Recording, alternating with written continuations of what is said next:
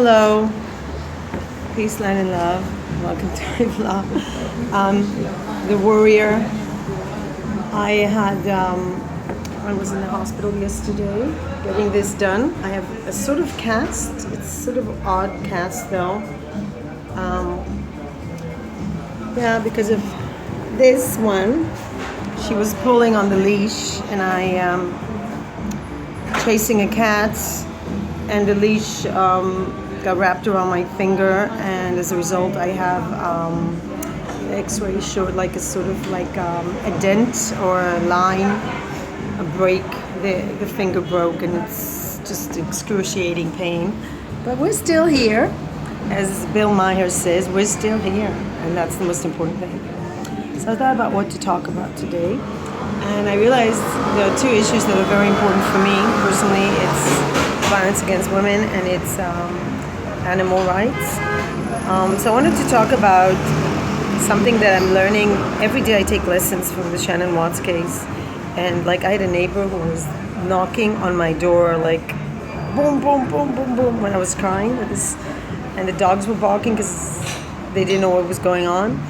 And he does this every time the dogs bark, and the dogs don't bark a lot. They're very quiet, little peaceful souls. They're elderly dogs, 13 and 11, just bangs on the walls. So I called the police, Israeli police, very nice guys, very, very nice people came, and he says,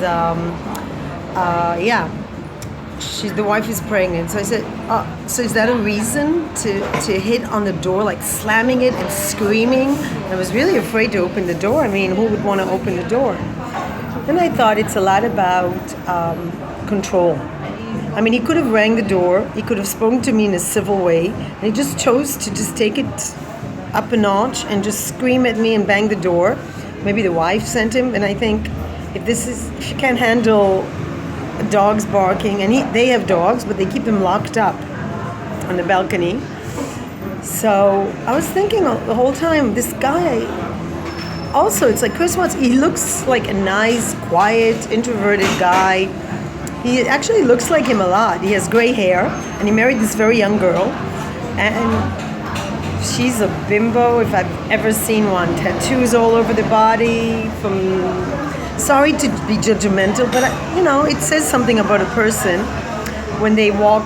The dogs are free. She doesn't pick up the dog shit. She just doesn't say hello, and she sends her husband to bang on my door really strong because she's pregnant. Like, what is she going to do when the baby's born? And I think there's a lot of stress level involved in having children. First of all, I wish I'd taken a photo of this. Little kids walking down the street. They're can't be more than 2. And this woman is like behind them, and she's so calm. And they're just before traffic, and I'm panicking. Now, granted, kids should learn limits, but not when they're 2 in the city where the cars. I'm afraid to cross the street. So this is all connected. I mean, there's so much stress involved in raising children. Thank God mine are all grown up, and very tall and grown up. There's a lot of stress involving child rearing, and if you can't handle dogs barking when you're pregnant, I mean, and it's not like they're barking the whole time. And the point is, there's a way to talk to a person. So I went to my veterinarian, a wonderful woman called Tali Abraham. She said she had a case. She was pregnant. She was a single mom, and she has 3 dogs. And the neighbors started to complain, even though she owns the area where the dogs were. It's a private area. Kept sending her animals, control, all kinds of shit. Until she became proactive, and she made a complaint against him. So what I wanted to say, also with working, I work with people that need limits. I need limits. We all need limits. What I wanted to say is this. Some people just need a lot of limits.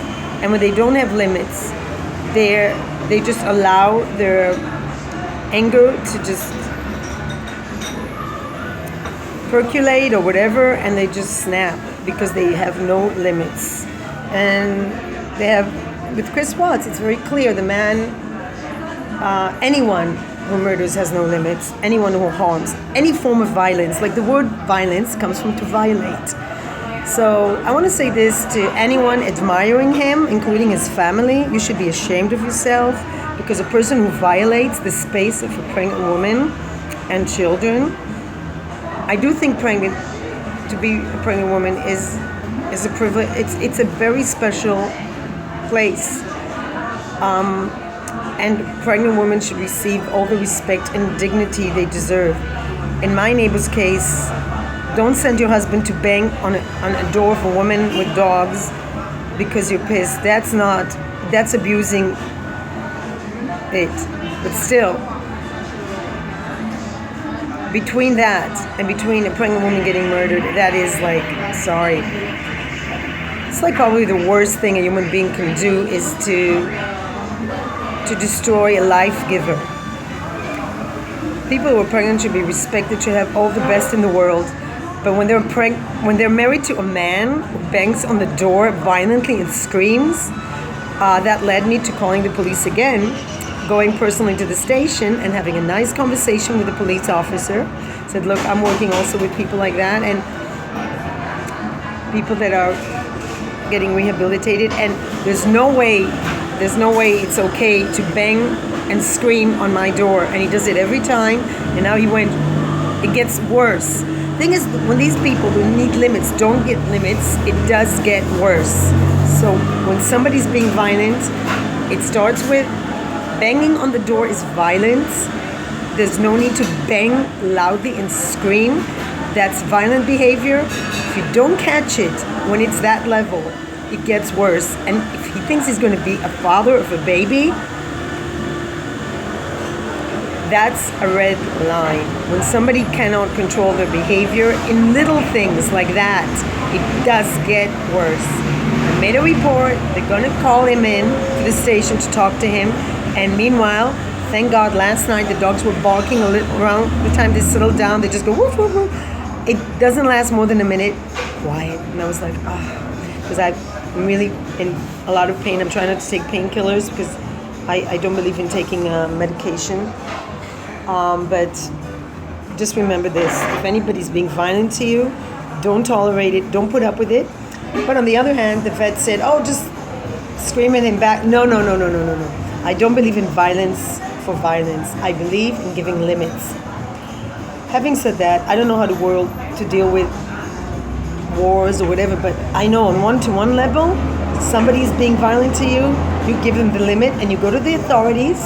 Don't try to handle it yourself. If somebody's screaming and banging on the door, I wouldn't talk to him because that's beyond communication. Because a person does have a choice on how to behave. Chris Watts had a choice. Didn't have to murder people.